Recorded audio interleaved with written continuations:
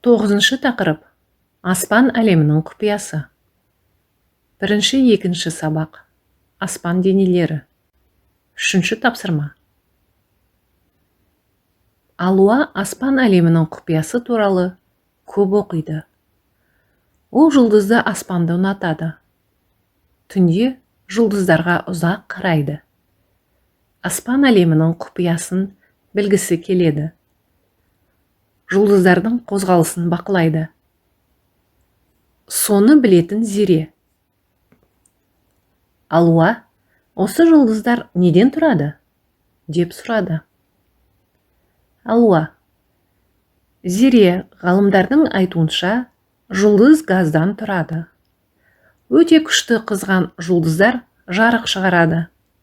Күнде жұлдыздар да аспан денелері. Күн жерге жақын. Сондықтан күн үлкен болып көрінеді. Жұлдыздар жерден өте алыс орналасқан. Сондықтан жұлдыздар өте кішкентай болып көрінеді. Телескоппен қарағанда жұлдыздар нүкте сияқты. Зере, біздің галактика шексіз. Аспанда қанша жұлдыз бар екен? Оның санын ешкім білмейтін шығар. Алуа, біз түнде аспаннан 6000-дай жұлдызды көреміз. Біздің галактикада жай көзге көрінбейтін 200 миллиардтай жұлдыз бар. Ол жұлдыздарды күшті телескоппен көруге болады. Аспанда көлденең жатқан, шашырап төгілген сүтке ұқсас ақшыл жолақ, жұлдыздар шоғыры бар.